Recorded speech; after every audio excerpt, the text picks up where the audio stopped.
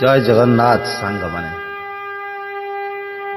आज आम जानिबा कुंडली रे मंगल दोष केमिति हुए आउ तार प्रतिकार विषय।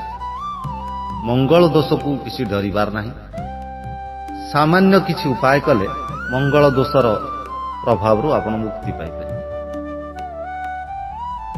मंगल दोष एक गुरुत्वपूर्ण विषय जहाकू साधारण भाषा रे मांगलिक दोष मध्य कहा जाए। ज्योतिष शास्त्र अनुसार जेतेबेले जड़े व्यक्तिर जन्म कुंडली रे मंगल ग्रह किसी निर्दिष्ट स्थान रे रहंती सेतेबेले एही दोष सृष्टि हुए। एहाकू बुझिबा पई एक छोट कहानी एवं यार प्रतिकार निम्न रे दियागला। कुंडली रे मंगल दोष केमिति हुए? ज्योतिष शास्त्र अनुसार जदि कुंडली रे प्रथम चतुर्थ सप्तम अष्टम किंबा द्वादश भाव रे मंगल ग्रह अवस्थान करती तेबे सही व्यक्ति मांगलिक बोली कहुए। प्रथम भाव व्यक्तिर क्रोध बढ़ाए। सप्तम भाव दाम्पत्य जीवन रे बाधा सृष्टि करे। अष्टम भाव जीवन साथी स्वास्थ्य पर प्रभाव पकाए। मंगल दोष विषय एक कहानी बुझा आसतु। पुराण कालर एक कथा अनुसार जड़े धनी बणिकर कन्या अति सुंदरी और गुणवती थिले, किंतु तांको कुंडली रे प्रबल मंगल दोष थिला। जेउठी मध्य तांकर विवाह प्रस्ताव पड़ुथिला किछि ना किछि अघटन घटी ताहा भांगी जाउथला। लोक माने कहुथिले जे मांगलिक कन्या को विवाह कले स्वामीर मृत्यु होइथा। सेही कन्या जनक दिने एक ज्ञानी साधुंक शरण पशिले। साधु हसी कहिले, माँ मंगल हेउचंती शक्ति और साहसर प्रतीक। से अमंगलकारी नुहंती बरं उग्र अटंती। जदि तुमे भक्तिर सह शांति विधान करिवो तेबे ही दोष आशीर्वाद रे परिणत हेबो।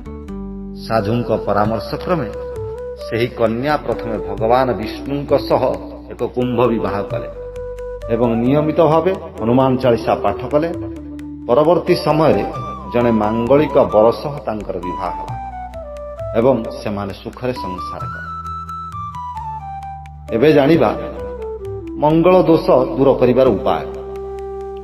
जदि आपनक कुंडली रे मंगल दोष अछि तेबे डरिबार आवश्यकता नहीं। निम्नलिखित प्रतिकार गुड़िक करा जाय परिबो। प्रथम उपायटी हला हनुमान आराधना।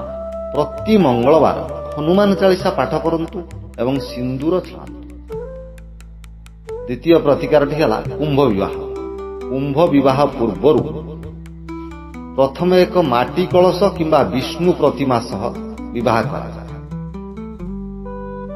तृतीय उपायटी हला मंगलवार व्रत। मंगलवार दिन आपण उपवास रखी केवल मीठा भोजन ग्रहण करंतु आपणकर मंगल दोष दूर हो।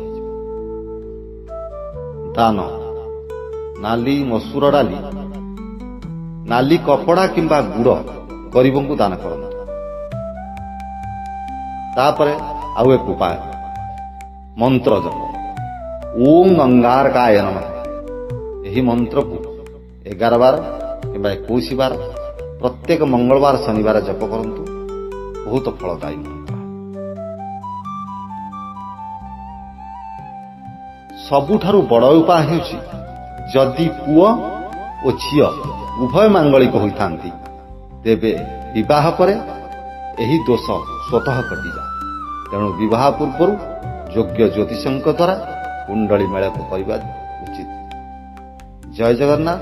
आपणकर जदि आउ किछि प्रश्न था ताले कमेंट रे लिखंतु। ताहार उपाय एवं प्रतिकार मु कहिबी। जय जगन्नाथ।